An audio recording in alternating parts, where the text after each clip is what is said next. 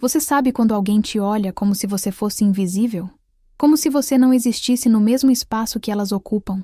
Essa era a minha realidade há 2 anos, quando eu ainda acreditava que o amor da família era incondicional e que ser boa pessoa bastava para ser vista. Hoje eu sei que essa ingenuidade quase me destruiu, mas também foi ela que me transformou na mulher que sou agora. Meu nome é Marina, tenho 28 anos, e esta é a história mais dolorosa e libertadora que já vivi. Uma história que me envergonha e me orgulha ao mesmo tempo, porque ela me ensinou que às vezes precisamos tocar o fundo para descobrir quem realmente somos. Sempre fui a prima esquecida. Sabe aquela pessoa que existe na família, mas que ninguém realmente vê? Enquanto minha prima Letícia brilhava em cada reunião familiar com seus cabelos loiros impecáveis, sua risada cristalina e seus namorados que pareciam saídos de revista, eu era apenas Marina, a que trabalhava muito. Estudava demais e nunca tinha nada interessante para contar. Letícia tinha 3 anos a menos que eu, mas sempre pareceu carregar uma aura de superioridade que toda a família alimentava. Ah, a Leti é tão espontânea. Nossa, como ela é comunicativa. Que sorte ela tem com os homens. E eu? Eu era a responsável, a estudiosa, a que vai dar certo na vida. Frases que soavam mais como consolação do que elogio. Trabalhava como analista financeira numa empresa média. Acordava às 6 da manhã todos os dias, pegava 2 conduções para chegar ao escritório e voltava exausta para meu apartamento pequeno e silencioso. Minha vida social se resumia aos almoços de família aos domingos, onde eu ouvia as aventuras de Letícia, enquanto servia mais arroz para todos e lavava a louça depois. Foi num desses domingos que conheci Rafael. Ele chegou de mãos dadas com Letícia. Sorriso fácil, aquele jeito descontraído de quem nunca teve que se esforçar muito para ser notado. Alto, moreno, olhos castanhos que brilhavam quando ele falava sobre os projetos de arquitetura dele. Em 5 minutos de conversa, descobri que ele era mais interessante que todos os homens que eu já tinha conhecido na vida. Marina trabalha com números, anunciou Letícia, como se fosse algo exótico. Ela é super inteligente, né, prima? Aquele super inteligente soou como um rótulo que me colocava numa prateleira bem alta, longe do alcance de qualquer interesse romântico. Rafael sorriu educadamente e fez algumas perguntas sobre minha profissão, mas eu já sabia que para ele eu era apenas a prima inteligente da Letícia. Nos meses seguintes, eles começaram a aparecer juntos em todas as reuniões familiares. Rafael sempre simpático, sempre atencioso comigo de uma forma que deixava claro que eu estava na friend zone familiar, aquela zona onde você é legal o suficiente para uma conversa, mas jamais seria vista como mulher.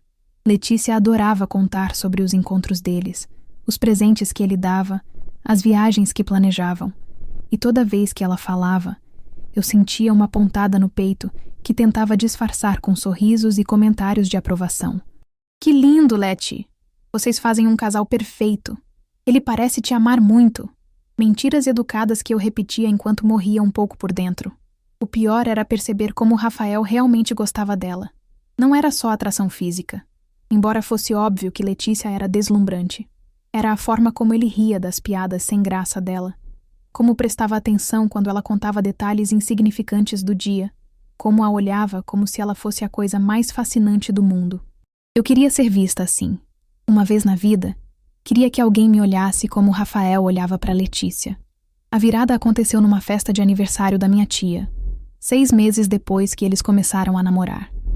Letícia tinha bebido um pouco demais e estava sendo o centro das atenções, como sempre, contando histórias exageradas e fazendo todo mundo rir. Rafael estava encostado na parede, observando ela com aquele sorriso apaixonado. Eu me aproximei dele com 2 cervejas na mão. Ela é incrível, né? Disse, oferecendo uma das garrafas. É, ele respondeu, mas havia algo no tom dele que me chamou a atenção. Uma pausa pequena, quase imperceptível. Vocês parecem muito felizes. Somos, ele disse, mas dessa vez a pausa foi maior. Ele me olhou direto nos olhos pela primeira vez desde que se conhecemos.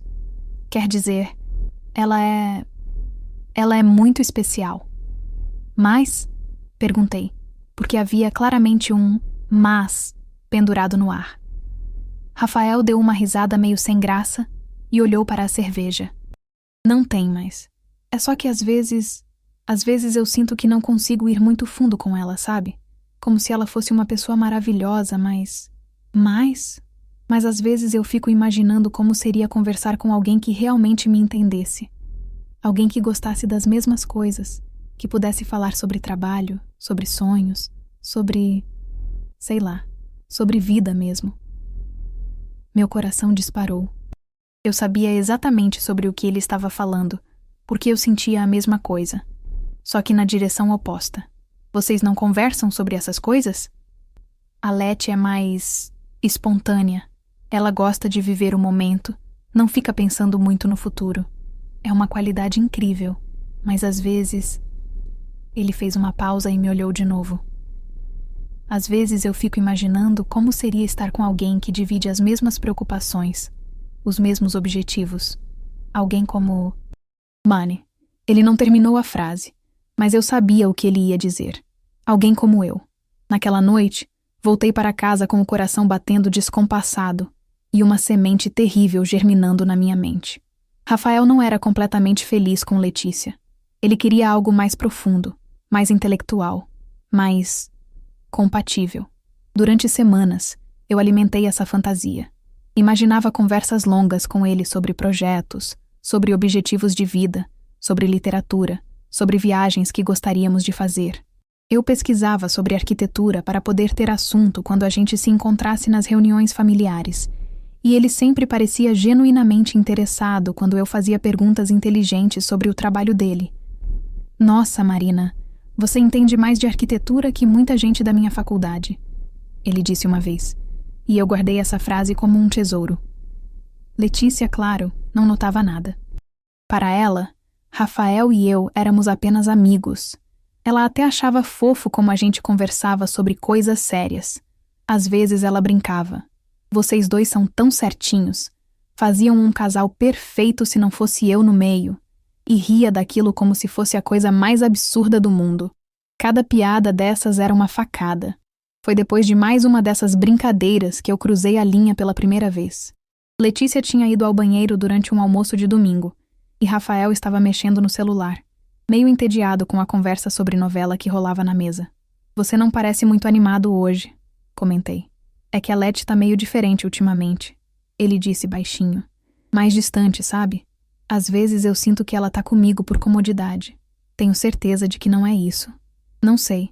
Às vezes eu olho para casais que têm uma conexão mais profunda e fico me perguntando se é isso que eu quero para mim. Meu coração disparou de novo. Que tipo de conexão? Uma onde os dois realmente se complementem, onde tenham os mesmos valores, os mesmos sonhos, onde possam construir algo juntos, não só viver aventuras. Eu sabia que tinha que parar por aí. Sabia que estava pisando em terreno perigoso, mas a forma como ele estava olhando para mim naquele momento, como se finalmente me visse de verdade, me fez continuar. Você acha que isso existe? Acho. Às vezes eu tenho a impressão de que já encontrei essa pessoa, mas ela tá fora de alcance. Nossos olhares se encontraram e ficaram assim por alguns segundos que pareceram eternidade. Eu estava prestes a perguntar quem era essa pessoa quando Letícia voltou do banheiro toda sorridente e o momento se desfez. Mas a semente já tinha sido plantada. Nas semanas seguintes, eu comecei a criar oportunidades para ficar a sós com Rafael. Oferecia carona quando Letícia não podia buscá-lo em algum lugar. Mandava mensagens sobre artigos interessantes de arquitetura que eu achava na internet. Inventava desculpas para passar na obra onde ele trabalhava. E funcionava. A gente conversava por horas sobre tudo. Trabalho, família, sonhos, medos. Eu descobri que ele queria morar fora do país um dia, que adorava cozinhar nas horas vagas, que tinha uma relação complicada com o pai. Ele descobriu que eu escrevia poesia nas horas livres, que sonhava em fazer uma viagem sozinha pela Europa, que às vezes me sentia invisível na minha própria família. Você não é invisível para mim, ele disse uma tarde, quando estávamos tomando café numa padaria perto da obra dele. Você é uma das pessoas mais interessantes que eu conheço. Eu sabia que estava brincando com fogo. Sabia que estava traindo a confiança da minha prima e construindo algo sobre mentiras. Mas pela primeira vez na vida, eu estava sendo vista, valorizada, desejada. e eu não conseguia parar. O momento decisivo aconteceu 3 meses depois, numa festa de formatura de um amigo em comum. Letícia não pôde ir porque estava com gripe, então Rafael me convidou para acompanhá-lo. Só como amigos, ele disse, mas havia algo no jeito que ele falou que deixou claro que ambos sabíamos que não era só isso. A festa estava animada, tocava música boa, e a gente bebeu um pouco mais do que devia. Durante uma música lenta, Rafael me tirou para dançar, e quando a música acabou, a gente ficou ali, próximos demais, olhando um para o outro. Marina, ele disse, minha mão ainda na dele. Eu preciso te falar uma coisa. O quê? Eu não deveria estar sentindo isso. Não deveria estar aqui com você assim. Mas eu não consigo parar de pensar em como seria se... Se o quê? Se a gente tivesse se conhecido antes. Se as circunstâncias fossem diferentes. Eu sabia que deveria dizer alguma coisa sobre Letícia, sobre como aquilo estava errado, sobre como a gente deveria parar. Mas em vez disso eu disse, e por que as circunstâncias não podem mudar? Foi aí que ele me beijou. O beijo foi tudo que eu tinha imaginado e mais. Suave no começo, depois mais intenso, cheio de uma urgência que vinha de meses de tensão não resolvida. Quando a gente se separou, ambos estávamos ofegantes. Isso não pode estar acontecendo, ele disse, mas não se afastou de mim. Mas está, respondi. A gente saiu da festa juntos, fomos para o apartamento dele e passamos a noite inteira conversando, beijando, descobrindo um ao outro de uma forma que eu nunca tinha experimentado antes. Não transamos. Ambos sabíamos que aquilo seria ultrapassar uma linha da qual não haveria volta. Mas aquela noite foi a mais intensa da minha vida. De manhã, a realidade bateu como um soco no estômago. Rafael estava arrependido. Eu via nos olhos dele. Ele gostava de mim, isso era real. Mas ele também gostava de Letícia. E ela era minha prima, minha família. A gente não pode fazer isso, ele disse, sentado na beira da cama, de costas para mim. Não é certo. Mas a gente se sente bem juntos, argumentei. Você disse ontem que nunca se conectou com ninguém assim. E é verdade. Mas a Leti não merece isso. E você também não. Eu não mereço o quê? Ele se virou para me olhar. Você não merece ser a outra, Marina. Você merece ser a primeira escolha de alguém, não um segredo. Aquelas palavras me cortaram porque eram verdadeiras e ao mesmo tempo totalmente erradas. Eu não queria ser a outra, mas também não conseguia desistir da única vez na vida que alguém me tinha escolhido. E se você terminasse com ela? Não posso fazer isso. Não assim. Seria covarde demais. Rafael me levou em casa naquela manhã e a gente tentou voltar ao normal. Ele continuava namorando Letícia. Eu continuava sendo a prima certinha que trabalhava demais. Mas alguma coisa tinha mudado irreversivelmente entre nós. A gente tentava evitar ficar sozinhos. Mas quando acontecia, a tensão era palpável. Um toque acidental aqui. Um olhar que durava tempo demais ali. Letícia não percebia nada. Ela estava muito ocupada planejando a próxima viagem deles para a praia. Foi ouvindo ela contar sobre essa viagem que a ideia nasceu na minha cabeça. Uma ideia terrível, desesperada, mas que na minha mente confusa de mulher apaixonada fazia sentido. Se Letícia estivesse fora da jogada, se ela não fosse mais uma opção, Rafael ficaria livre para estar comigo. E não seria culpa de ninguém. Seria apenas circunstância. A oportunidade apareceu 2 semanas depois. Letícia ligou chorando, dizendo que estava com medo de estar grávida porque a menstruação tinha atrasado. Ela não tinha coragem de fazer o teste e me pediu para acompanhá-la na farmácia. E se eu estiver grávida, Marina? O Rafael vai surtir. A gente namora há menos de 1 ano. Ele não vai querer assumir uma criança agora. Eu comprei 2 testes para ela e ficamos no meu apartamento esperando o resultado. Negativo. Letícia chorou de alívio e disse que tinha aprendido a lição, que ia ser mais cuidadosa dali para frente. Mas eu guardei o 2º teste. A ideia foi crescendo na minha cabeça como um câncer. E se eu fingisse estar grávida? E se eu contasse para Rafael que estava esperando um filho dele depois daquela noite que passamos juntos? Eu sabia que era loucura. Sabia que era errado, manipulativo, destrutivo. Mas eu estava desesperada. Pela primeira vez na vida, eu tinha experimentado o que era ser amada de verdade. E a perspectiva de voltar à invisibilidade me aterrorizava.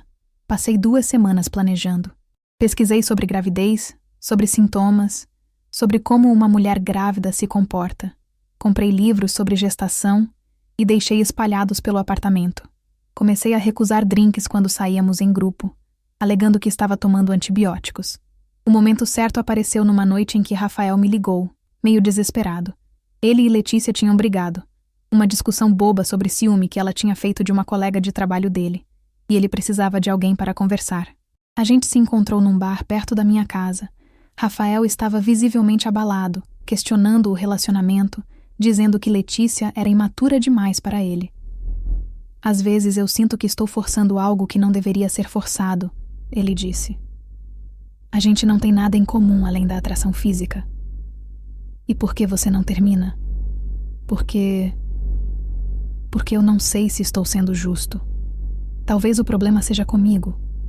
Talvez eu esteja esperando demais. Ou talvez você só esteja com a pessoa errada. Ele me olhou com aqueles olhos castanhos que me desarmavam completamente. Marina, eu preciso te confessar uma coisa. O quê? Eu não consegui parar de pensar naquela noite. Na gente. No que poderia ter sido. Meu coração disparou. Era o momento perfeito. Rafael, eu também penso nisso. Todos os dias. A gente não pode ficar nessa situação para sempre. Não é justo com nenhum de nós. Você tem razão. Respirei fundo e joguei a bomba. Especialmente porque eu estou grávida. O silêncio que se seguiu foi ensurdecedor. Rafael ficou me encarando como se eu tivesse falado em outra língua. O que você disse? Estou grávida. De você. Daquela noite. Mas a gente não transamos completamente, mas houve contato. E foi suficiente. Mentira. Total mentira. Naquela noite, a gente só tinha se beijado e conversado. Mas eu estava contando com o fato de que Rafael tinha bebido bastante e poderia estar confuso sobre os detalhes. Marina, Você tem certeza? Peguei o teste falsificado da bolsa. Tinha quebrado o lacre de um teste negativo e usado esmalte vermelho para desenhar a segunda linha. Fiz o teste hoje de manhã.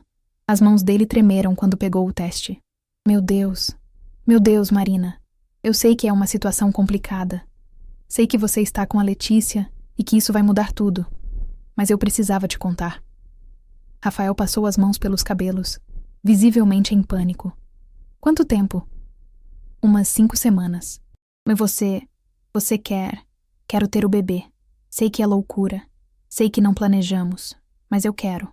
Ele ficou em silêncio por longos minutos, processando a informação. Eu podia ver os pensamentos se atropelando na cabeça dele. O relacionamento com Letícia. A responsabilidade comigo. O bebê que estava chegando. Eu vou assumir. Ele disse finalmente. Você não vai passar por isso sozinha. E a Letícia? Eu vou terminar com ela. Não posso continuar com ela sabendo que vou ter um filho com você. Não seria justo com ninguém. Naquela noite, quando cheguei em casa, eu sabia que havia cruzado uma linha da qual jamais poderia voltar. Tinha quebrado a confiança da minha prima, mentido para o homem que amava e criado uma fantasia que teria que sustentar pelos próximos meses. Mas pela primeira vez na vida, Rafael ia escolher a mim. Rafael terminou com Letícia na semana seguinte. Não contou sobre a gravidez. Disse apenas que percebeu que eles não eram compatíveis e que não seria justo continuar forçando algo que não estava funcionando. Letícia ficou devastada. Ligou para mim chorando, dizendo que não entendia o que tinha acontecido, que achava que eles estavam bem, que Rafael tinha mudado do nada. Ele disse que a gente não tem nada em comum. Ela chorou no telefone, que eu sou muito superficial para ele. Como ele pode dizer isso, Marina? Eu o amo. Cada lágrima dela era uma punhalada na minha consciência, mas eu já estava muito fundo na mentira para voltar atrás. Consolei ela como pude. Disse que Rafael não sabia o que estava perdendo, que ela ia encontrar alguém melhor. Enquanto isso, Rafael e eu começamos oficialmente a namorar. Ele contou para a família dele sobre a gravidez, e todos ficaram chocados, mas tentaram ser compreensivos. Minha família foi mais difícil de convencer. Como assim você está grávida, Marina? Minha mãe perguntou quando contei. De quem? Você nem namorava ninguém. É do Rafael. O Rafael da Letícia? Ex-namorado da Letícia. Eles terminaram. E quando isso aconteceu? A gente se aproximou depois que eles terminaram. As coisas aconteceram meio rápido. Mentira em cima de mentira. Eu estava construindo um castelo de cartas que poderia desabar a qualquer momento, mas cada dia que passava com Rafael me convencia de que valia a pena o risco, porque ele realmente me amava. Não só por causa do bebê, ele cuidava de mim, prestava atenção em cada detalhe, planejava o futuro conosco. A gente escolheu nomes juntos, decidiu como seria o quarto do bebê, falou sobre casamento. Durante os primeiros meses, foi fácil fingir os sintomas. Enjoo matinal que eu simulava trancando-me no banheiro, mudanças de humor que eu exagerava propositalmente, recusa a determinados alimentos que supostamente me davam náusea. Rafael era o namorado mais atencioso do mundo. Fazia compras para mim, cozinhava pratos que não me dessem enjoo, massageava meus pés no final do dia. Nos fins de semana, a gente ficava na cama conversando sobre como seria quando o bebê nascesse. Vai ser incrível, ele dizia, a mão na minha barriga ainda lisa. Nossa família, nosso filho. Nunca pensei que pudesse ser tão feliz. Nesses momentos, eu quase esquecia que tudo era mentira. Quase acreditava que realmente estava carregando o filho dele, que a gente realmente ia ter essa família perfeita. O problema era Letícia. Ela estava sofrendo muito com o término e começou a desconfiar do timing da nossa gravidez. Numa reunião de família, ela comentou: "Não é estranho a Marina estar grávida exatamente agora? Logo depois que eu e o Rafael terminamos?" "Leti, não seja maliciosa", minha tia repreendeu. "A Marina tá passando por um momento importante." "Eu não estou sendo maliciosa. É só que... é muita coincidência." Eu senti o sangue gelar, mas Rafael tomou a frente. "Letícia, eu entendo que você ainda está magoada comigo, mas isso não tem nada a ver com você. A Marina e eu nos conectamos depois que eu terminei contigo. Vocês se conectaram muito rápido, então." "Às vezes as coisas acontecem assim", respondi, tentando manter a calma. "Quando é para ser, é para ser." Letícia me olhou com uma desconfiança que me deixou inquieta, mas não disse mais nada na frente da família. Conforme os meses passavam, ficava cada vez mais difícil sustentar a mentira. Eu tinha que fingir que minha barriga estava crescendo, então comecei a usar enchimentos. Comprei roupas de grávida, mudei minha postura, aprendi a colocar a mão na barriga do jeito que mulheres grávidas fazem. Rafael queria ir a todas as consultas médicas comigo, então eu inventei que tinha escolhido uma médica muito tradicional que só atendia a gestante, sem acompanhante. "É chato, eu sei, mas ela é a melhor da cidade", eu dizia. As consultas eram na verdade idas ao cinema ou ao shopping, onde eu ficava por algumas horas antes de voltar para casa com novidades sobre como estava o bebê. "A médica disse que ele está crescendo perfeitamente", eu mentia, e confirmou que é um menino. Rafael ficava radiante com cada notícia. Ele começou a preparar o quarto do bebê no apartamento dele, pintou as paredes de azul claro, comprou um berço lindo. Às vezes eu o encontrava lá, só olhando o quarto vazio, sorrindo com uma expectativa que me partia o coração, porque eu sabia que aquele quarto jamais seria usado. No 5º mês da suposta gravidez, Rafael sugeriu que a gente se mudasse juntos. "Faz mais sentido", ele disse, "especialmente com o bebê chegando." Eu sabia que viver junto tornaria impossível sustentar a mentira por muito tempo, mas também não podia recusar sem despertar suspeitas. Então, a gente começou a procurar apartamentos maiores, a planejar uma vida em comum que eu sabia que nunca existiria. Foi nessa época que comecei a entrar em pânico. A mentira estava ficando grande demais, envolvendo muitas pessoas, criando expectativas que eu jamais conseguiria cumprir. Nos momentos de lucidez, eu sabia que precisava contar a verdade. Mas como explicar 9 meses de mentiras? Como olhar nos olhos do homem que amava e confessar que tinha manipulado ele de forma tão cruel? Além disso, tinha funcionado. Rafael estava comigo, me amava, planejava um futuro comigo. Se eu contasse a verdade agora, perderia tudo o que tinha conquistado. Então eu continuei mentindo. No 7º mês, a pressão ficou insuportável. Rafael queria fazer um chá de bebê, apresentar nossa família aos amigos dele, começar a pensar em planos de saúde e escola para a criança. Cada conversa sobre o futuro era uma tortura, porque eu sabia que estava construindo castelos no ar. Foi quando Letícia apareceu no meu apartamento numa tarde de sábado, sem avisar. "Precisamos conversar", ela disse, entrando sem ser convidada. Eu estava com um dos enchimentos na barriga, vestindo um vestido largo de grávida. "Leti?" O que você está fazendo aqui? Vim buscar a verdade. Meu coração disparou. Que verdade? Sobre sua gravidez, sobre você e o Rafael, sobre essa palhaçada toda. Ela se sentou no sofá e me encarou com uma seriedade que eu nunca tinha visto nela. A Letícia superficial e despreocupada tinha sido substituída por uma mulher determinada e desconfiada. Não sei do que você está falando. Marina, eu posso ser muitas coisas, mas burra eu não sou. Você acha que eu não percebi o jeitinho que vocês se olhavam nas reuniões de família? Acha que eu não notei como você sempre arranjava desculpas para ficar sozinha com ele? Leti, você está sendo paranoica. Estou sendo esperta. E sabe o que mais? Eu resolvi investigar. Lembra da Carla, minha amiga que trabalha na clínica médica do centro? Senti o sangue gelar. Lembra? Pois é. Eu pedi para ela verificar se existe alguma Marina Silva nos registros de pacientes grávidas. E adivinha? Não existe. O mundo desabou ao meu redor. Letícia, Você o quê? Vai me dizer que usa outro nome? Que sua médica é de fora da cidade? Quantas mentiras você ainda vai inventar? Eu fiquei em silêncio, tentando pensar numa saída. Mas não havia nenhuma. Letícia tinha me encurralado. Eu quero que você tire essa barriga falsa e me conte a verdade. Agora. Não é falsa. Tire essa porra agora. Foi a primeira vez que eu vi Letícia gritar de verdade. Ela se levantou do sofá e veio na minha direção com uma determinação que me assustou. Com as mãos tremendo, eu tirei o enchimento de debaixo do vestido. A barriga perfeitamente redonda caiu no chão com um ruído oco, e eu fiquei ali, exposta, envergonhada, derrotada. Letícia me olhou com uma mistura de nojo e pena que foi pior que qualquer grito. Meu Deus, Marina, meu Deus do céu, como você pôde fazer isso? Comecei a chorar. Não um choro delicado de mocinha, mas um choro desesperado, feio, de quem sabe que não há mais volta. Eu não queria que fosse assim. Não queria que fosse como? Você fingiu uma gravidez por 7 meses. Você destruiu meu relacionamento com base numa mentira. Ele não te amava de verdade. Explodi. Ele mesmo me disse que vocês não tinham conexão. Que queria alguém mais compatível. E você achou que tinha o direito de decidir isso por nós? Eu estava apaixonada. Você estava doente.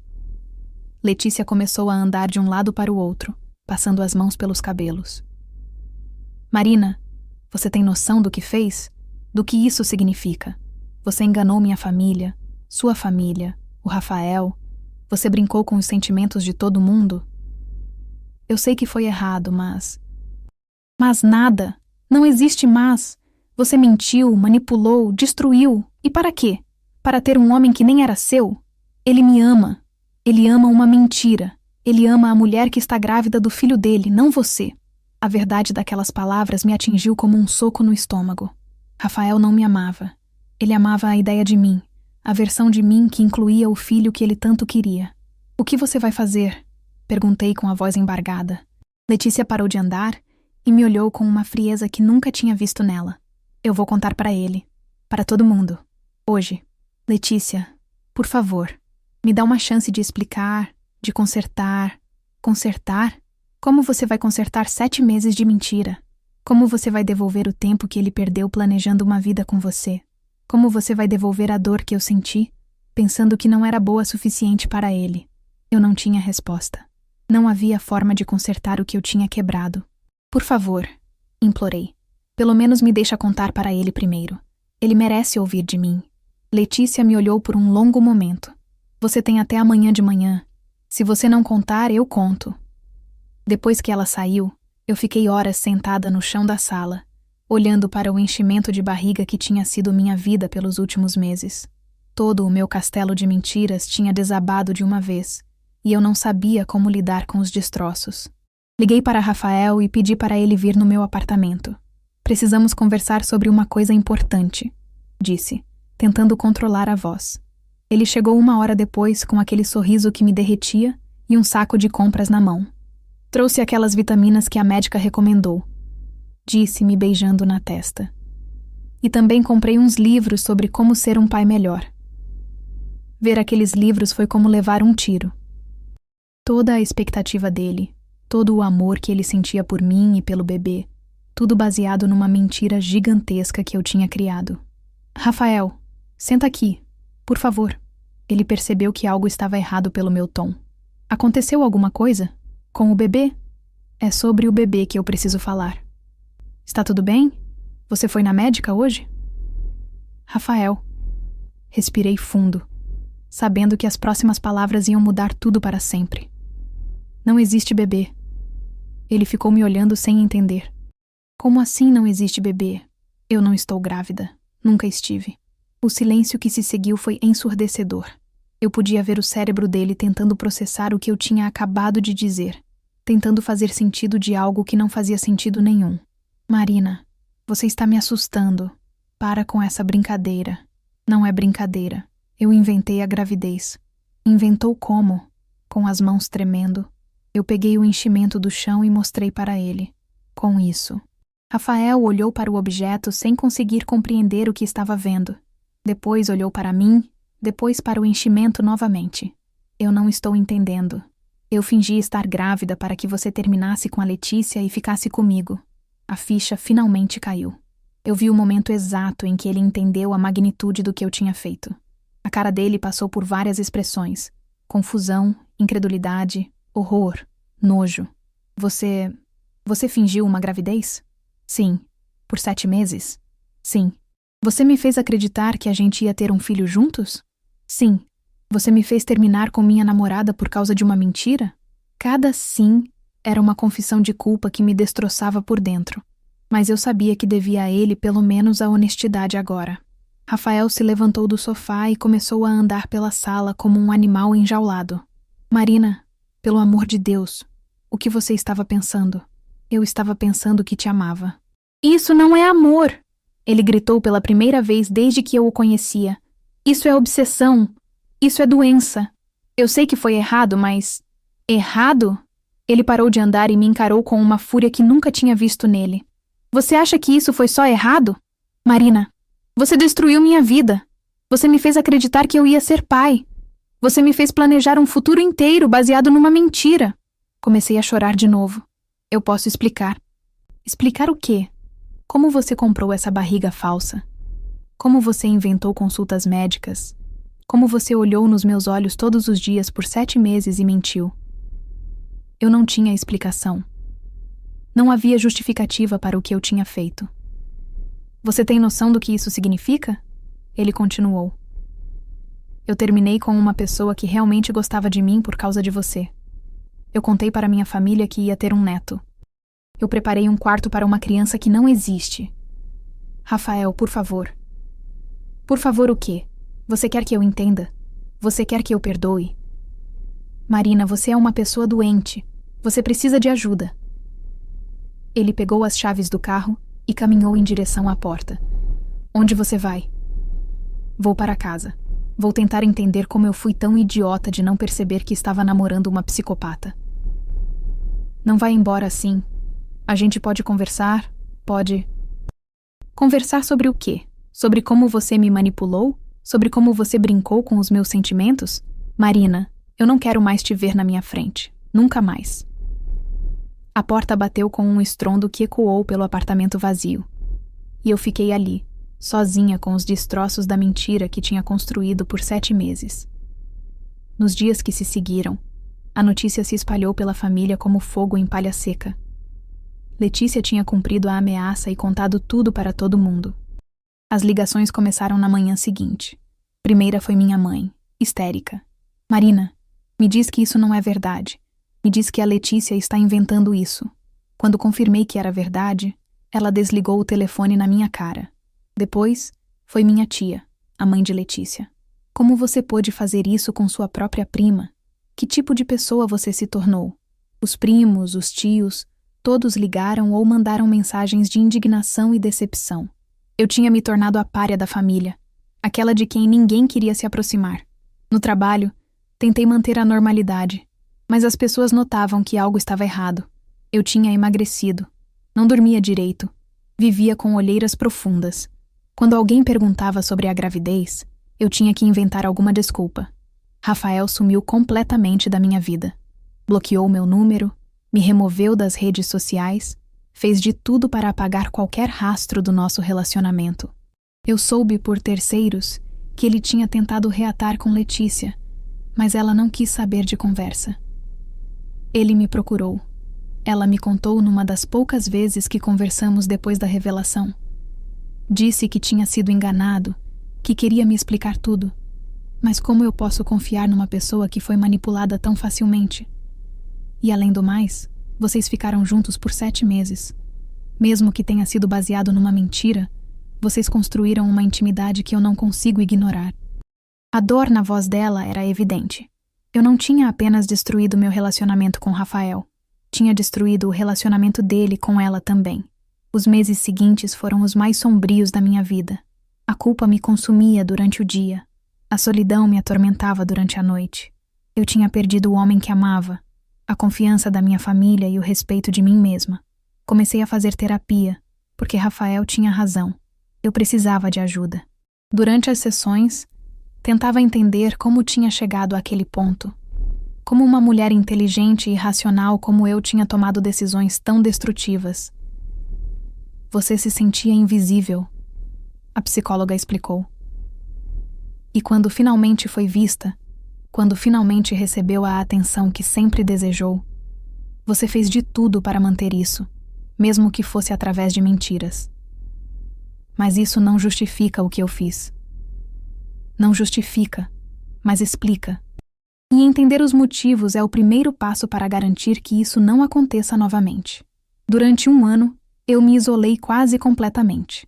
Trabalhava, fazia terapia, voltava para casa. Não participava mais das reuniões familiares, não saía com amigos, vivia numa bolha de culpa e arrependimento. Foi só quando comecei a aceitar verdadeiramente a magnitude dos meus erros que consegui dar os primeiros passos em direção à redenção. Não redenção no sentido de ser perdoada. Eu sabia que alguns danos eram irreparáveis, mas redenção no sentido de me tornar uma pessoa melhor. Comecei fazendo trabalho voluntário numa ONG que ajudava mulheres em situação de vulnerabilidade. Quis retribuir à sociedade de alguma forma, fazer algo de bom para o mundo, já que tinha causado tanto mal para as pessoas que amava. As mulheres da ONG tinham histórias de sofrimento muito piores que a minha, e isso me ajudou a colocar minha dor em perspectiva. Eu tinha errado gravemente, mas também tinha a chance de me reconstruir. Muitas delas não tinham nem isso. Foi lá que conheci Dona Rosa, uma senhora de 70 anos que coordenava as atividades. Ela tinha uma sabedoria tranquila de quem já tinha visto de tudo na vida. "Filha", ela me disse um dia, quando me viu particularmente abatida, "você carrega uma culpa muito pesada para alguém tão nova. Eu fiz coisas terríveis, Dona Rosa. E daí? Você matou alguém? Roubou dinheiro de viúva? Não, mas... Então você machucou pessoas que amava por causa dos seus próprios medos e inseguranças. Bem-vinda ao clube dos seres humanos imperfeitos." Ela se sentou ao meu lado no banco do pátio da ONG. "Marina, eu já vi gente fazer coisas muito piores por motivos muito menores. A diferença entre você e elas é que você reconheceu o erro e está tentando ser melhor. Mas as pessoas que eu machuquei vão se curar ou não, independente do que você faça agora. A única coisa que está no seu controle é como você escolhe viver daqui para frente." Essa conversa marcou um ponto de virada na minha recuperação.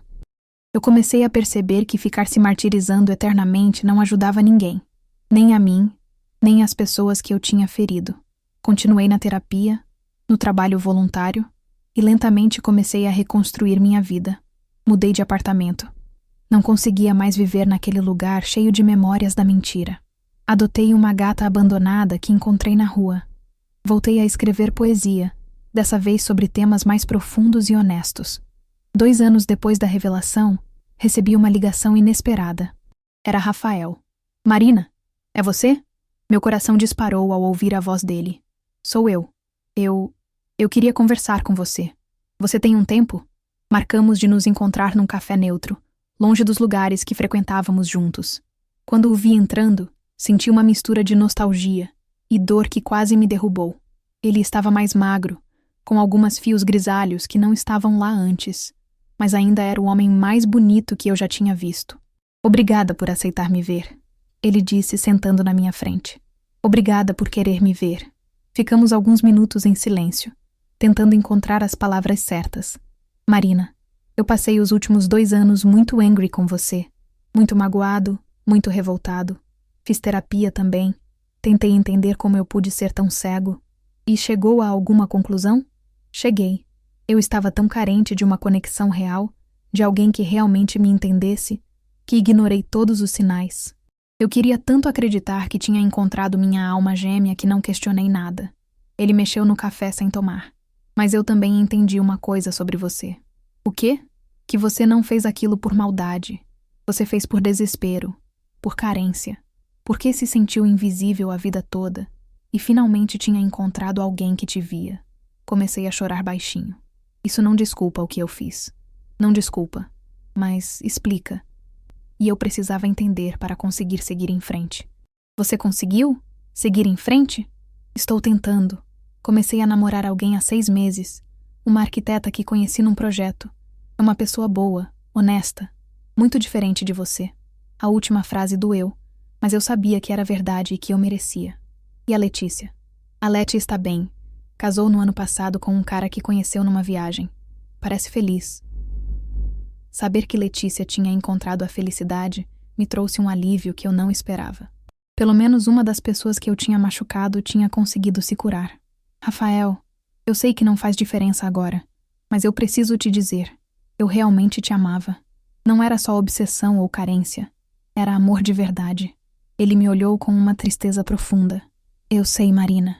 E essa é a parte mais trágica de toda essa história. É que a gente realmente se conectava. A gente realmente poderia ter dado certo se você tivesse confiado nisso. Se não tivesse sentido que precisava me trapacear. Se eu pudesse voltar no tempo. Mas você não pode. Nenhum de nós pode. A única coisa que a gente pode fazer é aprender e seguir em frente. Ele se levantou para ir embora, mas antes me disse: Marina, eu te perdoo. Não porque você merece, mas porque eu merece viver sem essa raiva.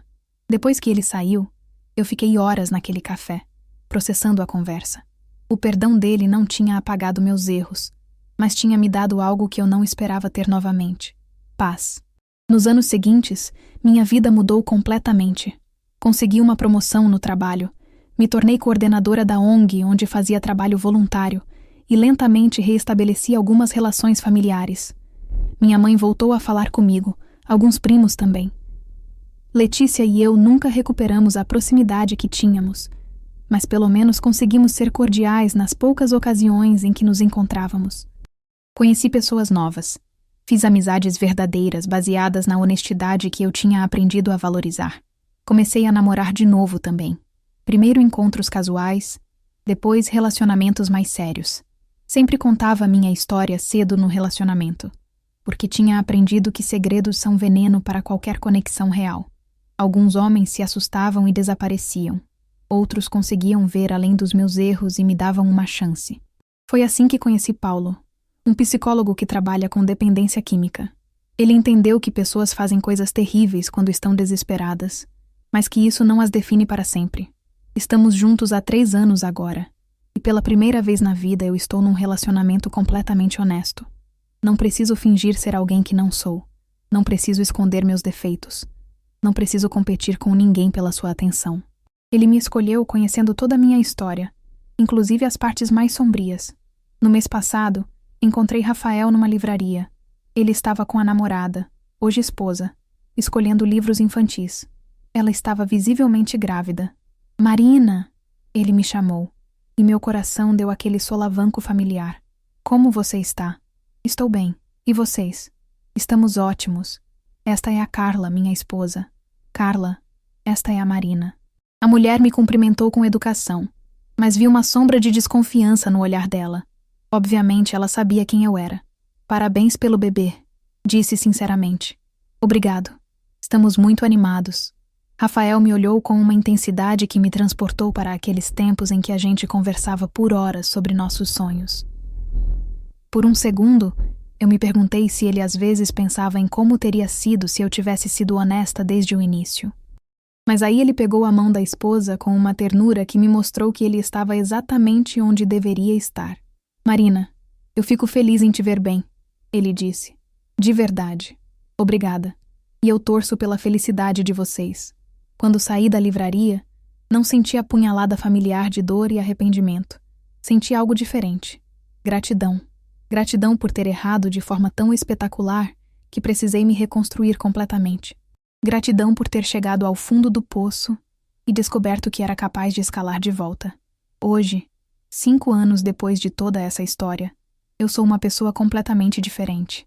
Não apenas porque aprendi com meus erros, mas porque descobri quem eu realmente sou quando não estou tentando ser outra pessoa. Sou a mulher que acorda cedo para trabalhar com números e adora isso. Sou a mulher que escreve poesias ruins, mas honestas. Sou a mulher que cozinha para os moradores de rua todo domingo na ONG. Sou a mulher que tem uma relação complicada, mas real com sua família. Sou a mulher que ama um homem que me vê exatamente como sou, falhas incluídas. Não sou mais invisível, mas também não preciso mais roubar a atenção de ninguém. Construí minha própria luz, minha própria presença, minha própria importância no mundo. A história que eu contei hoje não é uma história de redenção tradicional, onde todos se reconciliam e vivem felizes para sempre. É uma história sobre consequências reais de escolhas reais. É sobre a diferença entre amor e obsessão. É sobre como às vezes precisamos perder tudo para encontrar quem realmente somos.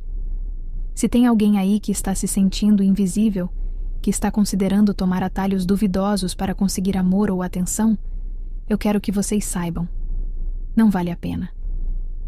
A pessoa que vai te amar de verdade é aquela que te escolhe exatamente como você é, não aquela que você precisa trapacear para conseguir. E se tem alguém aí que já fez algo de que se arrepende profundamente, que acha que não merece perdão ou uma segunda chance, eu quero que vocês saibam. Todo mundo merece a oportunidade de ser melhor. O que você fez não define quem você é para sempre, mas as escolhas que você faz daqui para frente, essas sim vão definir. A verdade é que eu não sei se Rafael e Letícia me perdoaram completamente. Eu não sei se minha família vai um dia esquecer o que eu fiz. Mas eu aprendi que o perdão mais importante é aquele que você dá para si mesmo. Não para se livrar da culpa, mas para se dar a chance de crescer. Hoje eu durmo em paz todas as noites.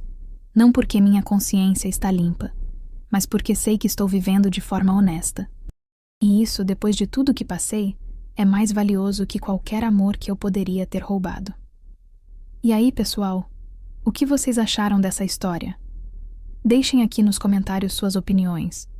Vocês acham que a Marina mereceu uma segunda chance? Vocês conseguem entender as escolhas que ela fez, mesmo sabendo que estavam erradas?